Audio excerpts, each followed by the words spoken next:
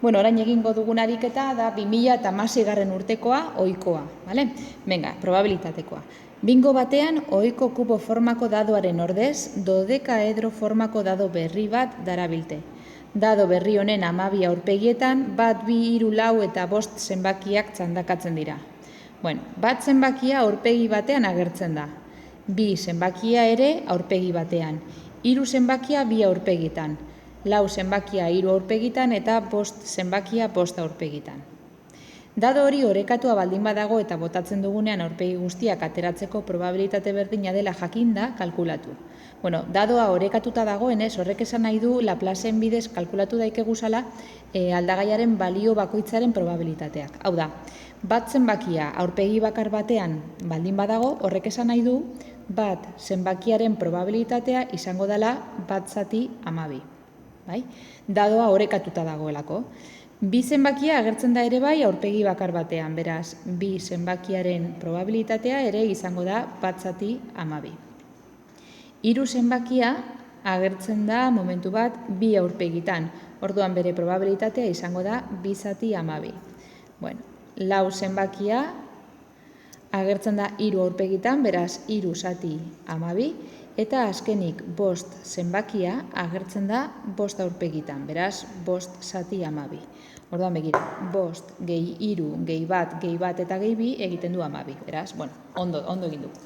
Bueno, orduan, zer galdetzen digute? Dadoa 2 aldiz botatzen badugu, ze probabilitate izango da 2 zenbaki bakoiti ateratzeko?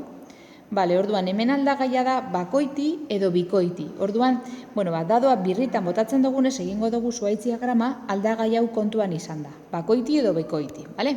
Hau da, lehenengo eta behin botatzen dodanean dadoa, lehenengo zenbakia izan zitekeen bakoitia edo bikoitia. Eta bigarren dadoa botatzen dodanean berriro ere aukera berdinak ditut, bakoiti edo bikoiti. Bueno, orain jarriko dugu bakoitzaren probabilitatea adar hauetan. Ia, lehenengo dadoa botatzen dodanean, bakoitia ateratzearen probabilitatea zin izango da. Zenbat alde bakoiti ditut. Begira, 1 gehi barkatu hemen, honek izango dira bakoitiak, 3 direlako, beraz, 1 gehi 2, 3, gehi 5 aurpegi, beste 5 aurpegi bakoiti, 8. Beraz, zenbaki bakoiti ateratzearen probabilitatea izango da 8/12. Eta zenbaki bikoiti ateratzearen probabilitatea izan beharko da 4/12. Hemen ikusten dugu. Daude, 2 zenbakiarekin aurpegi bat eta 4 zenbakiarekin 3 aurpegi, beraz, 4 aurpegi bikoiti. Orduan hau izango da 4/12. Dadoa berriro ere botatzen baldin badugu gertaera askeak direnez, bueno, probabilitateak izango dira bardinak. Bueno, momentu bat, kopiatuko ditut ondo, momentu bat, hemen eskapatu zait, 4.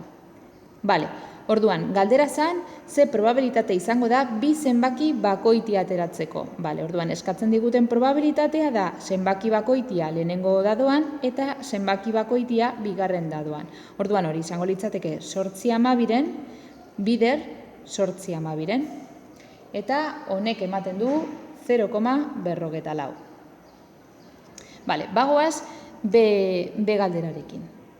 B galderak esaten du, dadoa 3 aldiz botatzen badugu, ze probabilitate izango da ateratako zenbaki guztien batura 6 izateko? Bueno, hemen egingo duguna izango da, pentsatuko dugu pixka bat, abertzen bat egoera eman daitezken 3 dadoen artean, hau da, dadoa 3 aldiz bota ondoren, 6 zenbakia baturak 6 zenbakia emateko. Orduan begira, hasiko gara. Hasteko, 3 aldiz botako badugu 3 zenbaki desberdin edo, 3 zenbaki lortuko ditugu. Bale, euretako bat ezin da 5 izan, ez? Adibidez, 5 zenbakia jartzen baldin badut, gero ja bestean bat ateratzen baldin badut, ja badaukat 6. Eta 3. dadoan bat ateratzen baldin badut, ja pasatu na 6-tik. Beraz, argi dago, 5 ezin dela izan 3 zenbakietako bat. Orduan atzinduko dugu, eta hasiko gara 4rekin, bai? Demagun dado batean ateratzen dudala 4 bat. Orduan, baturak 6 eman behar duenez, derrigorrez beste dadoetan izan beharko ditut bat eta bat. Baina hemen aukera 3 aukera ditut, aukera gehiago, hau da, izan zitekeen lehenengoan bat, bigarrenean 4 eta 3. bat, edo bat bat eta lau ateratzea. Bueno, hori, bale, laurekin. Bagoaz, irurekin. Iruren kasuan, bai, izan ziteken iru ateratzea hemen, eta gero, bi eta bat izan beharko litzateke gure kombinazioa. Bai, 6 emateko, dado batean iru bat ateratzen baldin bada, beste bietan izan beharko da bi eta bat, edo bat eta bi ere, bai? Momentu bat eta bi. Baina izan ziteken ere bai, iru hori bigarren ateratzea, orduan bi bat, edo bat, iru, bi. Edo izan ziteken ere bai, iru agertzea bukaeran, ezta? Orduan, izango litzateke bat, bi, iru, edo bi, bat, iru. Bale.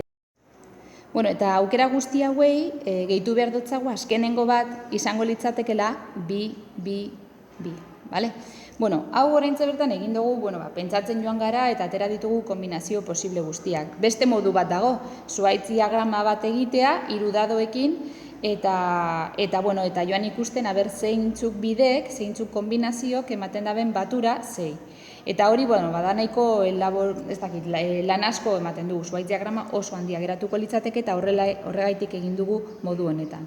Gero ere, badaude, kombinatoria ikasi genduanean, permutazioak dira honek, ez? Eta orduan, formula horrek suposatzen dira jakin beharko genituzkela, baina errealitatea da ja patzi bi batean kombinatoriako formulak oso urrun geratzen direla. Orduan, pentsatzen dugu pixka bat eta horrela ateratzen ditugu kombinazio posible guztiak. Orduan, orain zer da egin behar duguna? Ikusi behar dugu zeintzuk diren probabilitateak, hau da, kombinazio bakoitzeko probabilitateak kalkulatu behar dugu eta gero gehitu. Orduan, begira, lau bat kasuan, ez? Momentu bat. Kalkulatuko dugun probabilitatea da batura 6 emateko probabilitatea. Orduan, lau bat kasuan. Lau bateratzearen probabilitatea izango litzateke 3/12. Beraz, 3/12 bider bat ateratzearen probabilitatea 1/12, bider bat berriro ateratzearen probabilitatea 1/12. Bale, orain egin beharko genduan gehi, bigarren honen probabilitatea, gehi hirugarren honen probabilitatea. Baina begira, fijatu, honek hirurak probabilitate berdina izango dute. Orduan, horren beste alditan gehitu beharrean, zergaitik ez diogu egiten hemen bider 3 eta listo. Egingo diogu bider 3. Jarraitzen dugu orain. Orain hartuko ditugu honek. 3, 2 eta baten probabilitatea. 3 ateratzearen probabilitatea 2/12. Beraz, 2/12. Bider 2 ateratzearen probabilitatea 1/12 eta bat ateratzearena ere 1/12. Orduan jarriko dugu bider 1/12, bider 1/12. Baina, kombinazio hau ematen da, kombinazio hau zehazki ez, baina kombinazio guzti honek probabilitate berdina izango dute. Orduan egingo dugu hau, bider 1, 2, 3, 4, 5 eta 6. Bider 6. Eta azkenengoa izango dela hau, hau izango da 1/12, bider 1/12, bider 1/12. Eta, guzti hau kalkulagailuan sartu eta honek ematen du 0,017. Hau luze izan da, baina bukatu dugu.